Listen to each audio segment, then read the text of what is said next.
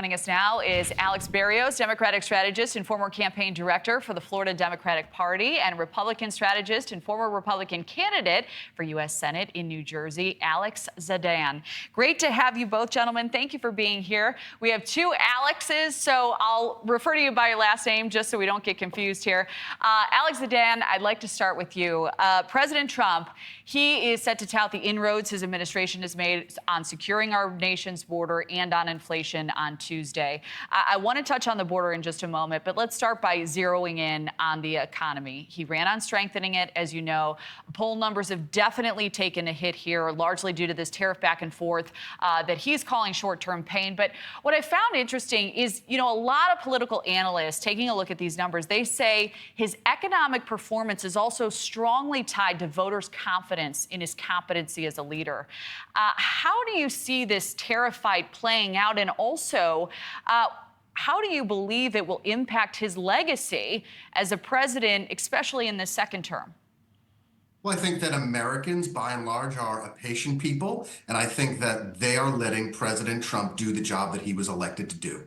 That job is to stabilize the economy and ensure prosperity and peace throughout the world. The numbers that you're talking about, obviously, some political insiders might obsess about polls, but in reality, the numbers that you're looking at have not dropped by all that much. This is a small amount of people who are dissatisfied because they're not seeing immediate results. Washington is complicated. The American economy is complicated. Delivering for the American people is what President Trump is going to do, and he's going to stay the course for the next 100 days and the 100 days after that, as long as it takes to make sure that the American people get the fair deal and the prosperous economy that they deserve. All right, Alex Berrios, I'll let you respond, and then I have a question on the other side as well.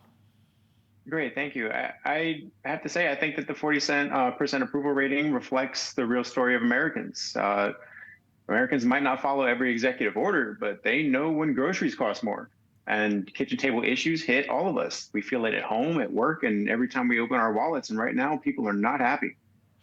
So, Alex Berrios, I'll stick with you on this next one. The GOP viewed more favorably than the Democratic Party, and it is a significant shift from recent years. Views of the Republican Party have trended more positive over the last year. 43% now have a favorable view, 38% now expressing a favorable view of the Democratic Party. So we've seen AOC, Bernie Sanders, who we should note is an independent, of course, firing off at these town halls all across the country, and many analysts have said, the strategy is great, but I think the question becomes, does the party have a message that resonates not only with its base, but also with independents who may likely be swayable at this hour?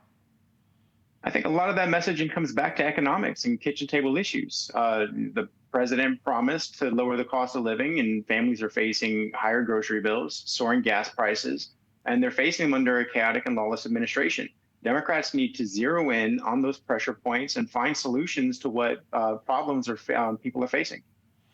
Alex Zdan, I'd like to get back to the border here because we know the president is going to be making his remarks on Tuesday and focusing on this quite a bit. When you look at polling on the issue of border security specifically, his numbers are strong. One area, though, he appears to be taking a hit is with issues relating to the courts. 78% say the Trump administration should have to follow a federal court's ruling.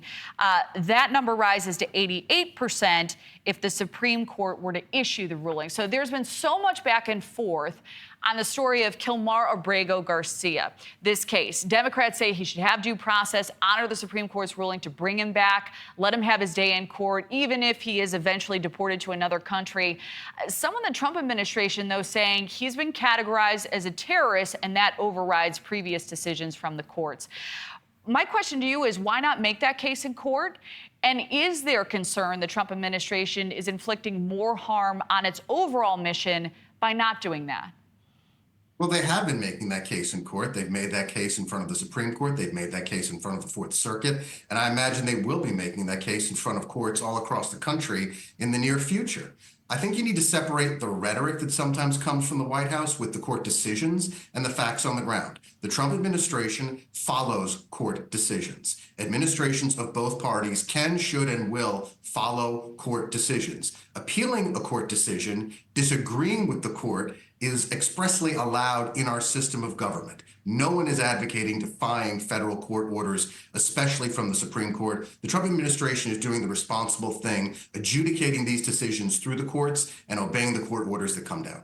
And, you know, Alex Berrios, on the flip side of this, you have a lot of folks on the right and even some of the Democratic Party saying this is not the hill we want to die on, so to speak. Republicans point to a number of unsavory details of his past. Democrats have said that this isn't about the man, it's about due process. What do you make of the focus so intensely on this case on the left? And how do you see it playing out politically? Well, I got to tell you, I'd like to see the Democratic Party do a little bit more than take selfies at detention centers. This is sending a clear message to the Latino community and people that want to see action taken. I agree that it is more than just the individual, right? This is about where it can lead. This is about this being a country of laws. And if this can happen to Kilmar Abrego, it can happen to any of us. You know, in my work with Vecino, our organizers talk to people in the Latino community every day that celebrate their residency, they celebrate getting their green cards, their work permits, and being part of this economy and this country. And they don't want to be deported when they're following the rules, and they're scared to show up at their next interviews, at their next appointments. All right, we have to leave it there. Alex Zdan, Alex Berrios, thank you both for your time. Great to have you. Thank you. And on NewsNation 1.